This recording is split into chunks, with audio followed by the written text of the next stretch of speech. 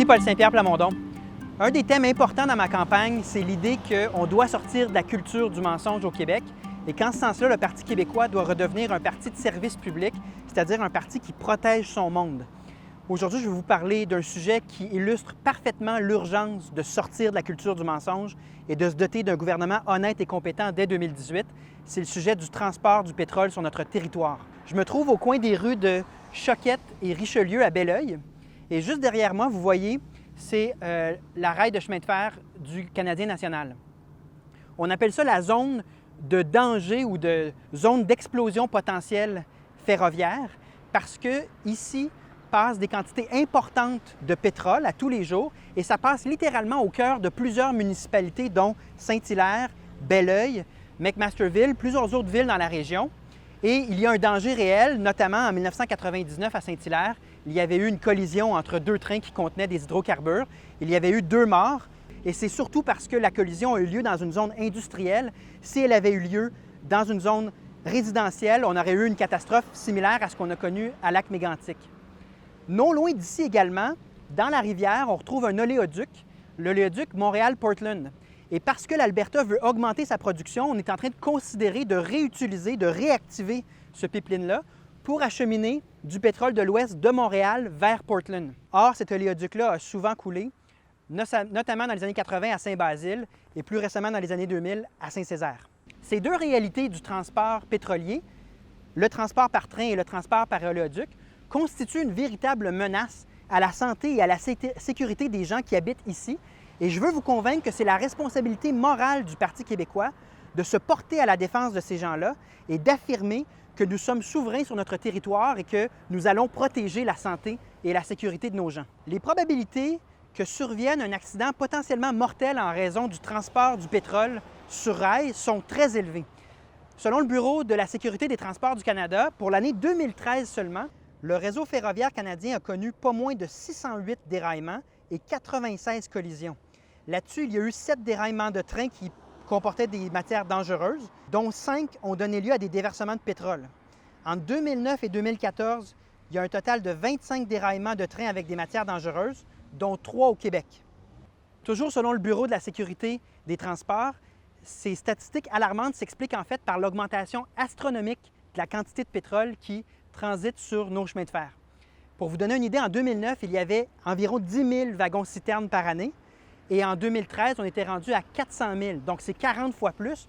Et ça, ce n'est pas les statistiques de 2016 qui seraient encore plus importantes. Devant cette augmentation beaucoup trop importante du pétrole sur nos chemins de fer et devant surtout le risque que ça pose pour la population, plusieurs municipalités ont demandé au gouvernement du Québec de faire une enquête indépendante sur le transport du pétrole par voie ferrée.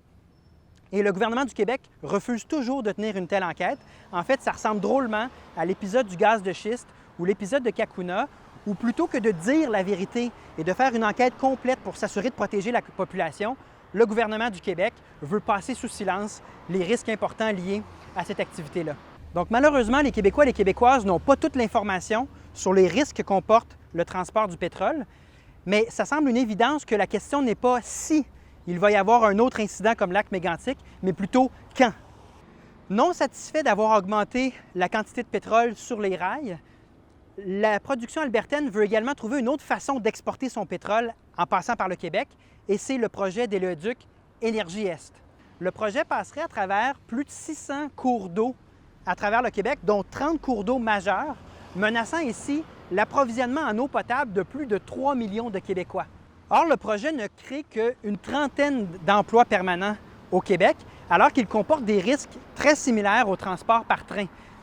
De 2010 à 2014, TransCanada seulement a rapporté 147 déversements de pétrole et basé sur les données du projet Keystone aux États-Unis, on estime que pour le Québec, il y aurait en moyenne 6 déversements par année. Vu la fréquence des déversements et vu également le fait que l'oléoduc traverserait de bon nombre de nos cours d'eau, se pose la question évidemment de nos réserves d'eau potable et des risques d'évacuation lorsqu'il y a déversement dans nos rivières. Eh bien, les données qu'on a, c'est que lorsque un oléoduc coule dans une rivière, en moyenne, il y a un déversement de 1,15 million de litres de pétrole dans la rivière aux 13 minutes. Ce à quoi TransCanada répond, ça nous prend à peu près 13 minutes pour détecter un problème et couper l'alimentation. Premièrement, plus d'1 million de litres, c'est très suffisant pour attaquer une réserve d'eau potable, mais l'expérience des autres oléoducs à travers le Canada et aux États-Unis démontre que des fois, ça prend des jours. Or, fait qui doit être souligné, il y a présentement des audiences publiques au BAP sur le projet Énergie-Est, mais TransCanada ne dépose aucune information sur comment les tuyaux vont passer à travers la rivière, ce qui rend impossible, pour l'instant, l'examen des risques sur nos réserves d'eau potable et pour la population qui vit autour de ces rivières. Or, malgré les risques importants pour la population et les nombreux points d'interrogation que soulève ce projet, le gouvernement du Québec demeure passif et a même déposé cet été un projet de loi encourageant les hydrocarbures au Québec. Et comme par hasard, le projet de loi, toutes les commissions parlementaires entourant le projet de loi ont lieu durant l'été, ce qui limite le temps et la possibilité pour toutes sortes d'organismes citoyens de faire valoir leur point de vue et d'être entendus. Donc, que ce soit le transport par train ou le transport par oléoduc, il y a bel et bien une problématique entourant le pétrole au Québec.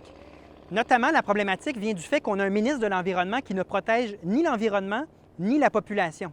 Et en ce sens-là, les élections de 2018 vont être déterminantes. Si c'est moi le chef du Parti québécois, ma priorité absolue, ça va être la protection de la population. Il y a bel et bien une collision frontale qui s'annonce entre le Canada, qui est dans une mentalité de pétrole, d'exploitation du pétrole, des sables bitumineux et de son exportation, d'une part, et le Québec, d'autre part, qui a tout intérêt à sortir du pétrole pour se tourner vers des énergies vertes qui vont créer de l'emploi ici au Québec.